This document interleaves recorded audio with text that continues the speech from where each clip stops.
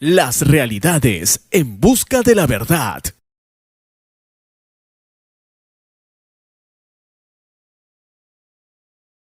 Doctor, ¿qué opinión tiene usted sobre el tema de educación, trabajo y salud de nuestro país? Y sobre todo los jóvenes, como dice usted, lastimosamente, sí se han perdido los valores, porque hay jóvenes que lastimosamente en el tema de educación ya no hay la educación cívica, ¿no? Y lastimosamente no, y hoy en día con todo lo que está pasando en las noticias, lastimosamente, pura delincuencia, pura muerte, están enseñando a ser fríos a los jóvenes. Y sinceramente, en mi época, mis padres, yo leía al mes 5 o 6 libros, ¿no? Una hora determinada. Y hoy en día yo veo a la juventud solo en el internet, en las redes sociales, y lastimosamente no lo utilizan y también no toman conciencia a veces los papás, porque lastimosamente la situación económica hace que los dos papás tienen que salir a trabajar para poder darles una educación meramente mediática para que puedan ser profesionales, ¿no? Hay otros que lastimosamente no pueden, pero ¿qué opina usted al respecto? Bueno, la educación es el elemento clave. Si algo tendría que hacer para priorizar en esta problemática, que es muy, muy compleja, tiene varios elementos, pero algo que sea lo fundamental de un partido o de un colectivo que quiera transformar el país o contribuir, tendría que ser la prioridad la educación. Por ahí empieza todo. Hablamos de inseguridad ciudadana, tiene que ver en parte con un tema educativo también, porque un valor es el respeto de la propiedad. Otro valor es el respeto de la persona.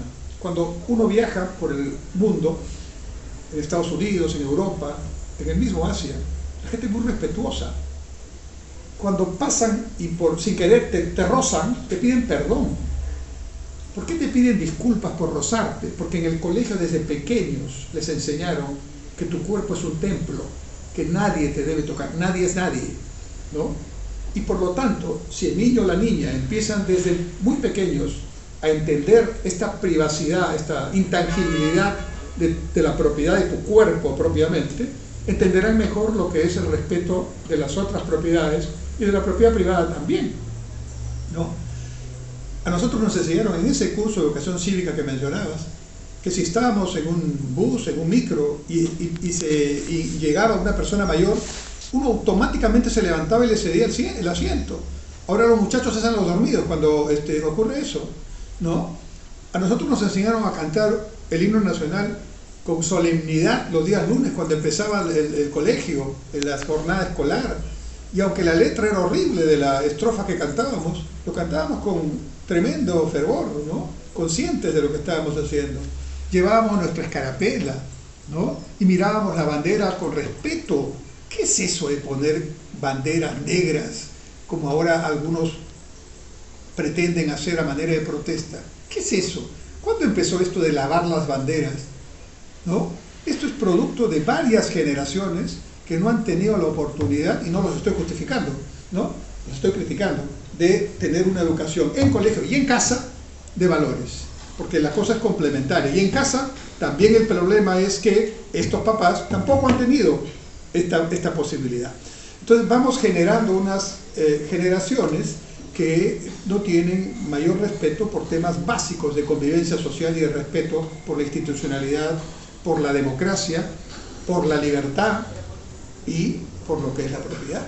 Elementos importantes, pero también un valor fundamental es la solidaridad, ¿no? ¿Cuántas veces vemos publicidad? Haz lo que hagas, tú eres el rey o la reina, ¿verdad? Pero, ¿y los demás? La solidaridad de un país que tiene pobreza tiene que ser parte de la genética de nuestro ser, de nuestra forma de entender el Perú. No podemos ser individualistas en un país que es tan diverso, y un país diverso que cuando el peruano, y lo hace muy bien, es creativo en su diversidad, como dicen coloquialmente, la rompemos a nivel mundial, ¿no? El éxito de nuestros cocineros, Gastón y otros, ¿no? Y ahora son miles, felizmente, no es tener solamente buena sazón y buena cocina, es un elemento de identidad, la identidad en medio de la diversidad. O sea, la diversidad convertida en un activo, en una fortaleza. Yo soy bueno en la comida porque el Perú tiene N formas de ingredientes que vienen del Asia, del África, de Europa, y aquí los hemos combinado y hemos generado algo absolutamente nuevo, que no es ni la cocina francesa líder otrora a nivel mundial, ni la cocina italiana, ni la mexicana, ni la japonesa, es la cocina peruana. Lo principal entonces de la gastronomía y de los Gastón y de las Gastonas, ¿no?, es que han imbuido una identidad y un orgullo de esa identidad basado en un conocimiento ancestral de 5.000 años y basado en otro elemento, que es una lección importante para el resto de los peruanos que no somos cocineros, ¿no? Es que no basta saber hacer las cosas, hay que hacerlas si queremos triunfar a nivel mundial, tal como lo quiere el cliente. Entonces aquí comemos bien taipá, ¿no? Sírvame como en carretera, decimos, ¿no? Pero un comensal en el mundo que tiene una cultura diferente, que está cuidando el peso porque si no va a tener problemas, ¿no? Come gourmet, come mucho más, menos cantidad y más calidad. Y entonces un plato que aquí puede ser un arroz con pollo extraordinariamente que sirve para 4 y que lo come uno, ¿verdad? Sin embargo, es un plato mucho más pequeñito que en lugar de valer 50 soles o 30 soles o 20 soles o 15 soles vale $50. Y uno dice, ¿cómo es posible que en el restaurante central cobren tan caro? Bueno, es que eso vale la comida peruana bien trabajada. Pero la virtud que tenemos los peruanos es que puedes ir al restaurante de tu barrio o a tu mercado a desayunar y vas a comer igual que en el central, ¿no? Y quizás con variantes que central no tiene. Entonces, no hay que ser envidiosos. Cuando un peruano triunfa, todo el Perú triunfa, ¿no? Y ese es un tema que también viene de la educación, ¿no?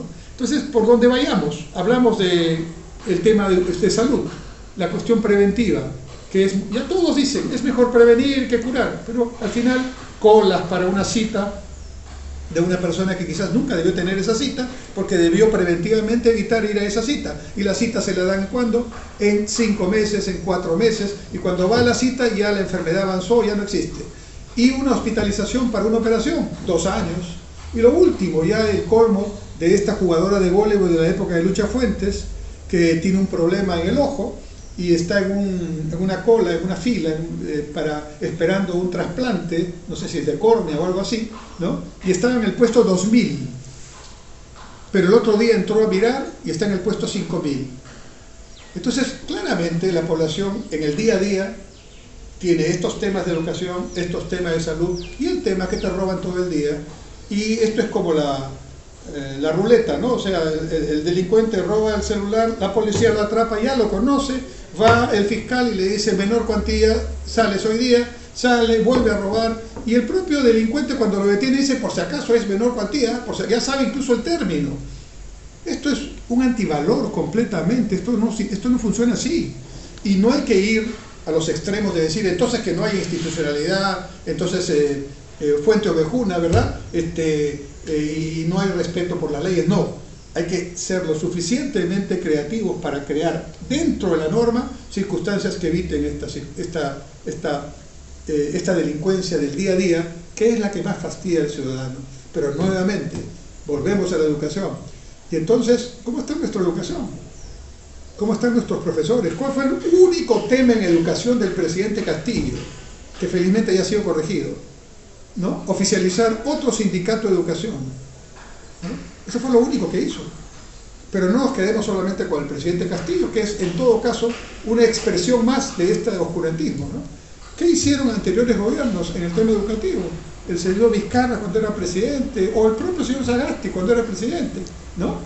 Pusieron ahí una serie de consultores que hablan seguramente de temas muy interesantes, pero el currículo educativo sigue sin valores, ¿no? E incluso con temas muy delicados como la famosa ideología de género incorporada dentro de nuestra educación, ¿no? Entonces tenemos ahí que sentarnos seriamente y empezar a pensar en estos temas. Y esto me lleva a un asunto final, ¿no?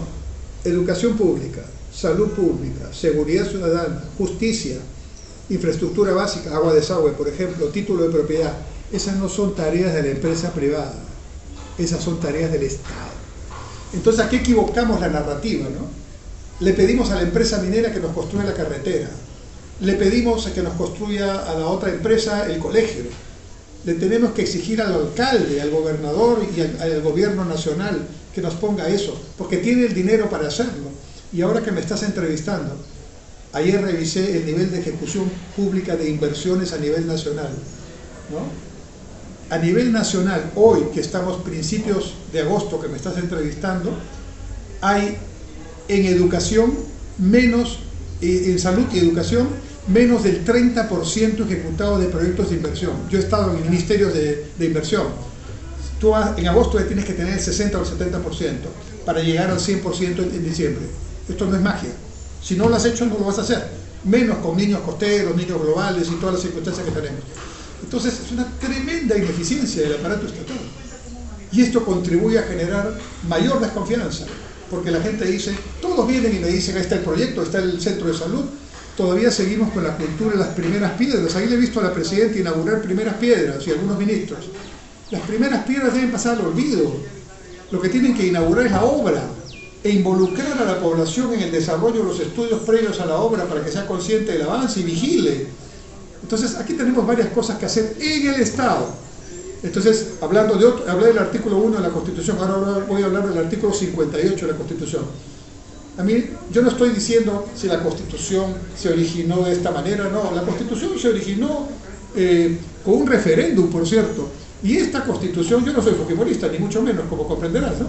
Pero esta Constitución ya tiene más de 40 cambios constitucionales. Por lo tanto, ya no es la Constitución del año 93, es otra Constitución, es una dinámica Constitución, y así tendrá que seguir siendo. Pero no la leen, solo es ideológico, ¿no? Vamos a cambiar la Constitución y al día siguiente aparecería el ave fénix, ¿no?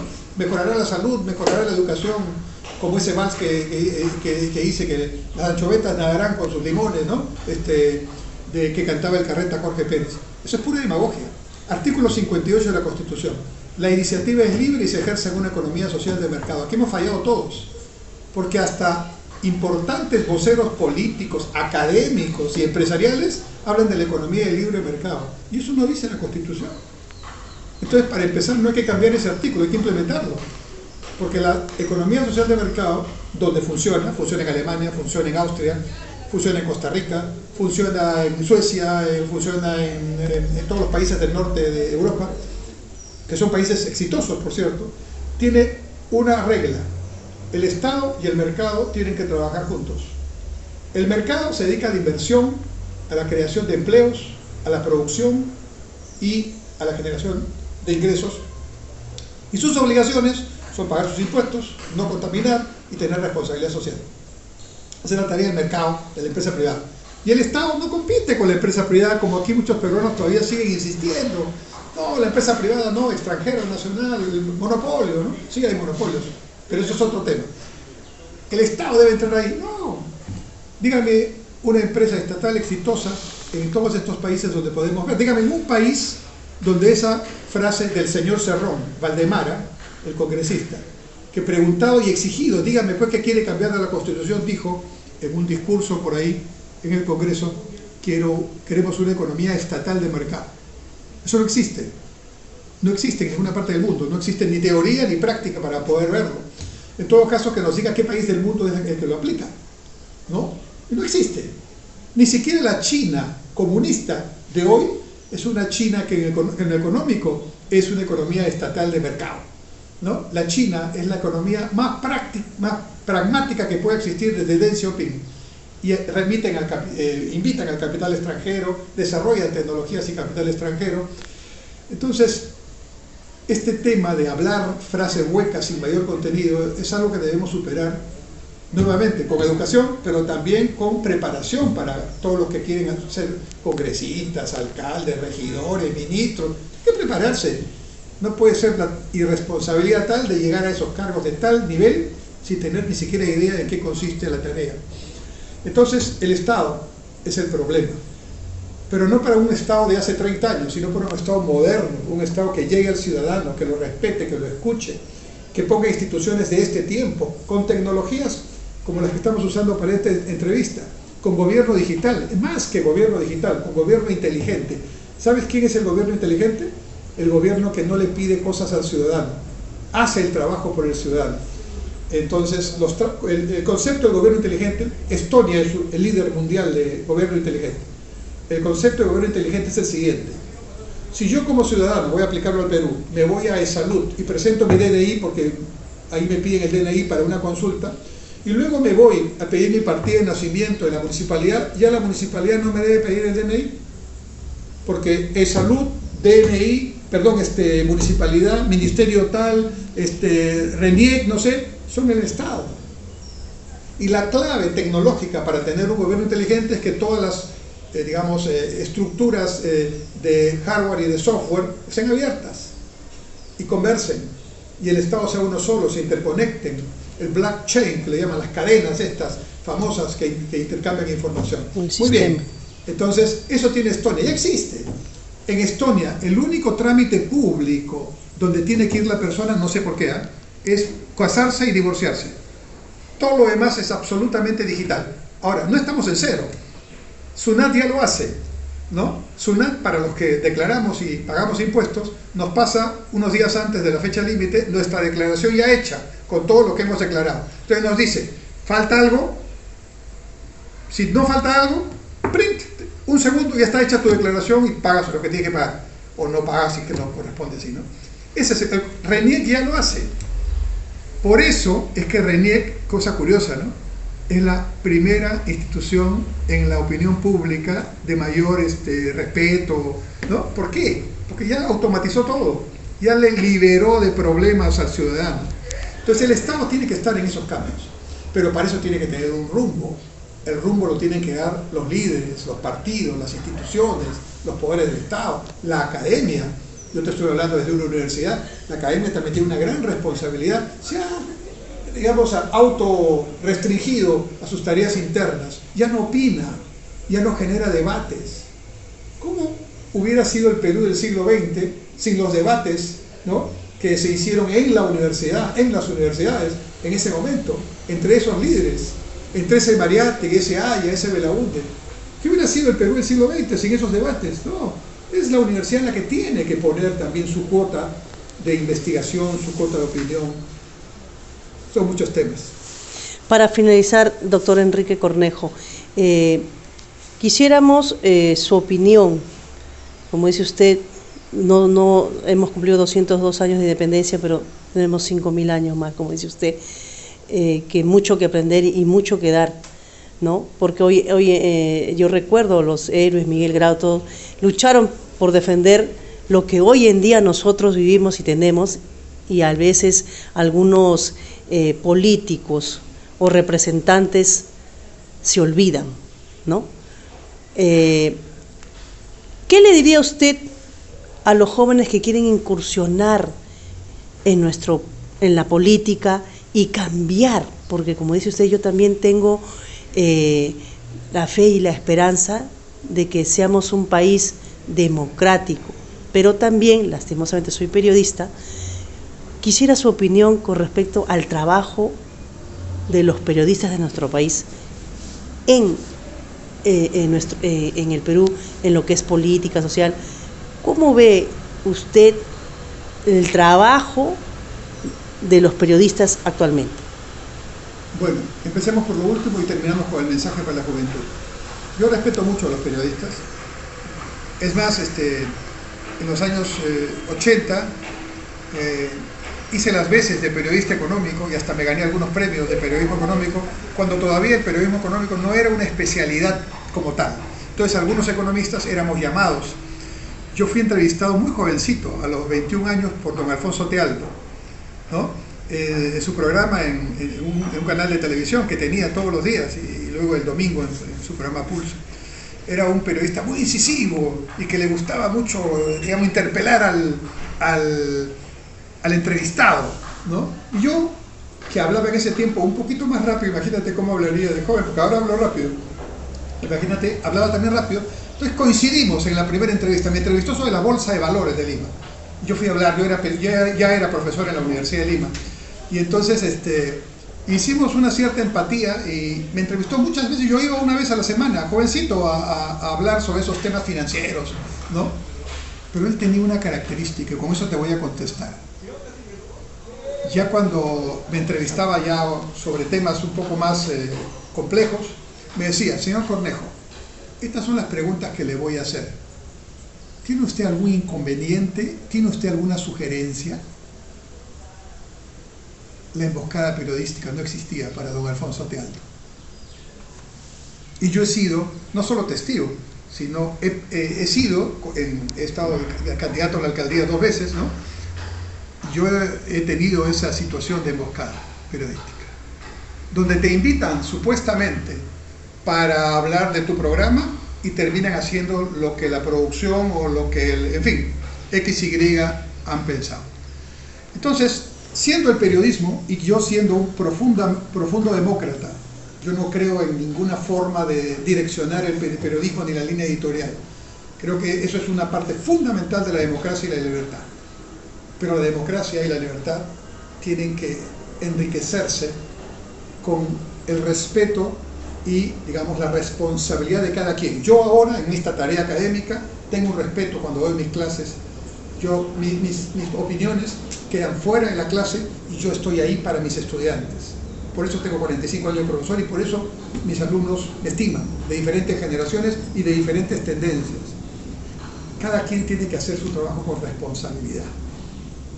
Y nosotros vemos, lamentablemente, que importantes medios de comunicación de nuestro país, ¿no?, a veces su línea editorial y periodística la orientan en algún sentido. Ya no están informando solamente, ya están generando una opinión con algún interés particular, de grupo, de partido, o vaya usted a saber qué. No es la publicidad la que manda la línea editorial. Con el mayor respeto, he sido ministro de Transportes y he ayudado a muchísimos medios de comunicación cuando habían indicios, Humala de por medio, que ya empezaba a hacer su campaña, de que iban a tomar los medios de comunicación.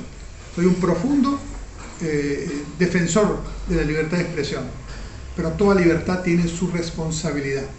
Había un famoso norteamericano que decía: así como hay una estatua de la libertad en un océano de los Estados Unidos, en el otro océano debería haber una estatua de la responsabilidad.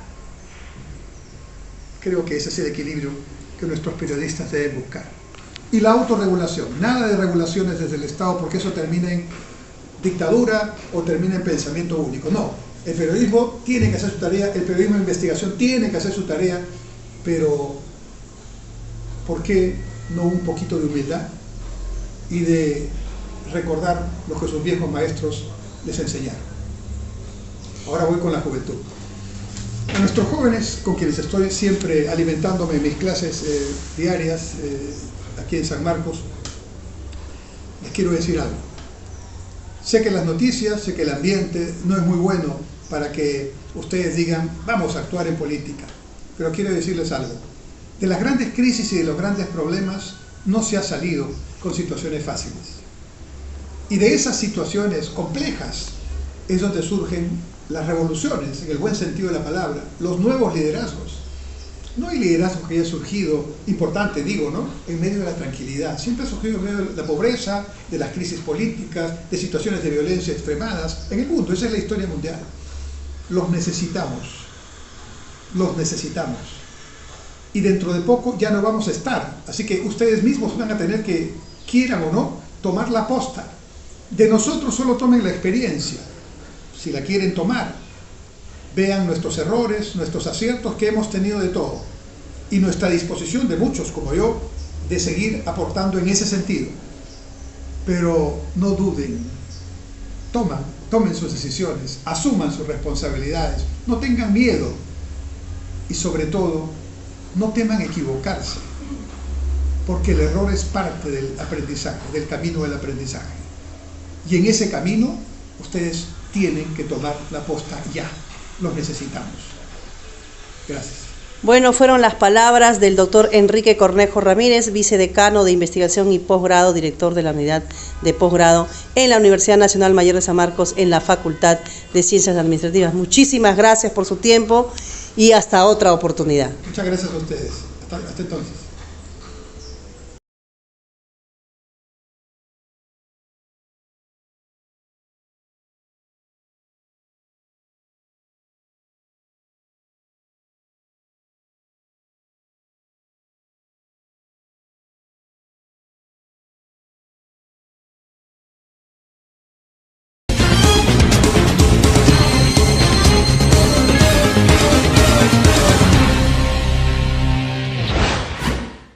Las realidades en busca de la verdad.